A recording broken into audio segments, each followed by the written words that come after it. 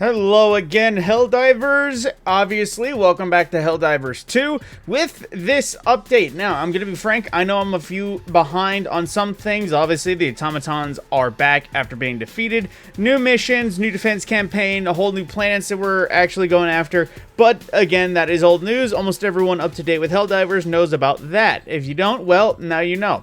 But aside from that, there was a few things that released specifically today because of an update. Of course, there was a new Warbond that was initially teased. We have some looks. I even have a few of the things right now. But aside from that, I wanted to get into one other thing really quick. This was something that some people might not have known, and that is that the Stratagem ship management or the ship modules actually got one new one for every location. Now, starting from the top in the Patriotic Administration Center, there is a superior packing methodology that makes it so that resupply boxes will refill support weapons with the maximum number of carryable magazines. So that affects quite literally anything that drops that has an ammo amount. The anti-material rifle, recoilless rifle, flamethrower, machine gun, grenade launcher, spear launcher, laser cannon for heat sinks, railgun for its shots, heavy machine gun, the stalwart, the autocannon. Literally anything that has a reload for it now resupplies more easily, which kind of is funny thinking about that, considering that they just buffed the recoilless and the spear, so they earn more ammo per supply thing naturally.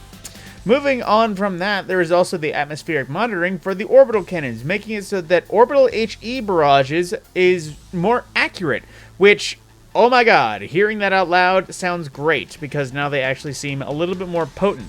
Of course, it should be said that these are going to be the higher end, so they're all going to come with some form of super rare sample requirements and large amounts of common and rare samples. That should just be assumed. I haven't gotten anywhere yet, but I know I've seen a few teasers. Some of them are 3-digit.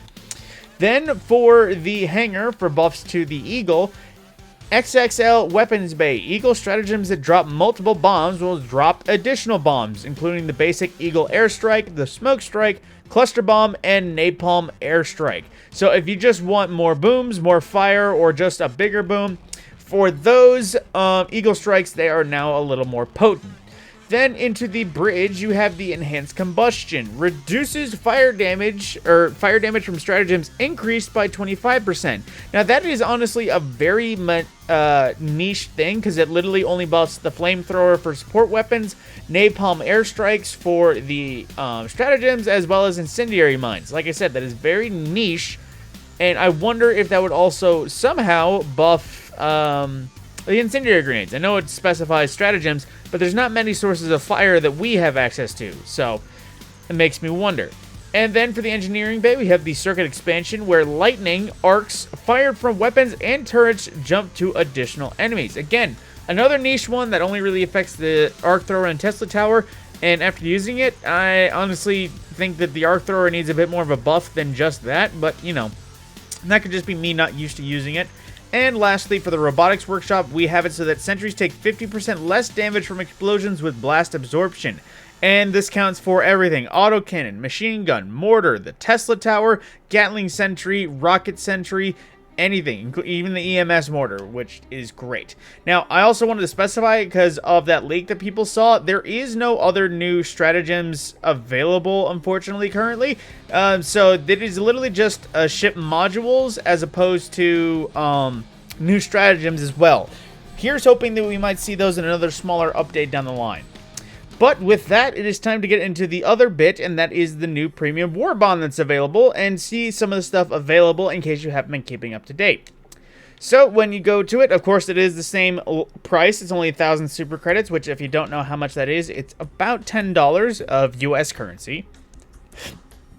But if you go to the democratic detonation, of course, you see lots of variety of emotes as well as credits. But I'm going to be talking about the weapons and armor specifically, at least for their passives and gameplay. So we have the Groundbreaker, a new medium-type body armor that for it is servo-assisted, which means it has what came with Steel Veterans, where you get increased throwable grenade range by 30%, as well as additional limb health, but that is quite basic, so, you know, not so terrible. But like I said, medium armor, so medium level of punishment it can take. And then there is also the thermite grenade, which is a really nifty thing from the sound of it. If you were looking for a grenade that was purely for anti-armor, this is the thing you're going to want to pick. Of course, if you still want blast radius, the ability to kill bug holes or other things, I imagine this will be a little bit weird considering it's sticky and not explosive. So if you want anti-objective, I'd still say use something else. If you want purely anti-armor, thermite is the way to go. And speaking of anti-armor, we also have the BR-14 Adjudicator, which is a marksman's rifle by definition, but from the look of it, it is a higher rate of fire than the basic marksman's rifle that we get access to.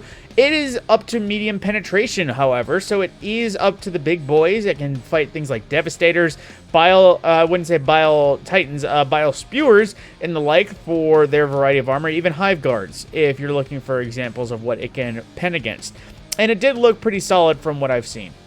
Then into the NEPS tab. For armor, we have the Demolition Specialist, which comes with the Engineering Kit, reduces recoil when crouched or prone, as well as increasing initial inventory of held grenades by 2, which is a solid enough thing. More grenades is like more stims. It's just always better all around.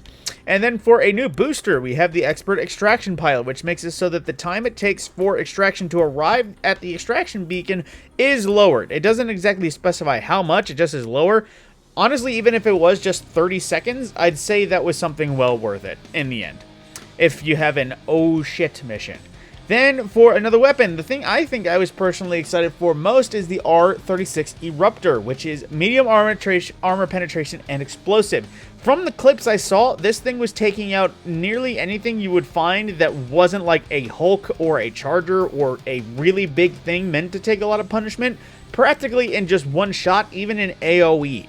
Like, if it was a Devastator surrounded by a few basic little bots, all the little bots would die, and the Devastator would either die or be really close to dead. So I am looking forward to this one, but fair warning, it is a bolt-action rifle, so it is slow to cycle, it has a lower rate of fire than most things, and it is explosive, so close-range damage is definitely going to hurt you as well as your targets.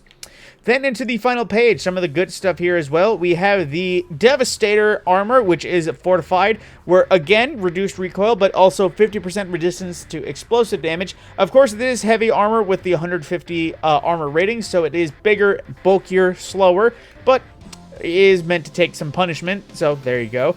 And as well, another of the nifty things expected, we have the GP31 Grenade Pistol, which it's self-explanatory, I would hope. Single-shot thumper grenade launcher, little explosive, run and gun, an easy breach closer in case you didn't use your sidearm for much else than when you ran out of ammo. I imagine this could make use utility-wise for literally just being a anti-spawn hole thing. Fabricators or bug holes. Speaking of that same point, we have the exploding crossbow, which from the look of it, this actually seems like it has a leg up. Now, in this game, that with the machine guns, lasers, and everything, a crossbow sounded underwhelming. But from the explosive radius this thing has, not to mention the damage it actually does in comparison, whoo boy, it seemed really spicy. I am not exaggerating. This actually seems like it has some pop. Now, it is explosive, so I'm not sure exactly how much anti-armor it is. It might just be AoE as opposed to over-penning on armor. You know how that... it's hard to explain how that is, but, like, if something has armor, you do explosive damage. It does partial damage to the enemy, even though you don't break armor. Actually, that's, I believe, the quickest way I could explain that. But yeah, that is pretty much everything with the April 11th update. New stratagem upgrades in the ship modules, as well as a new Warbond available for all of you. Now, of course, the fight against the automatons is still going. The defense is still in progress. It's not looking that optimistic. I'll be frank, just because we only have 2 of the 5 captured, and we essentially have until tomorrow to finish the rest of the planets. With that, I will again do my best to keep y'all updated on the happenings in Helldivers as they come around. I'll be around for the next patch. I will see you in the next video.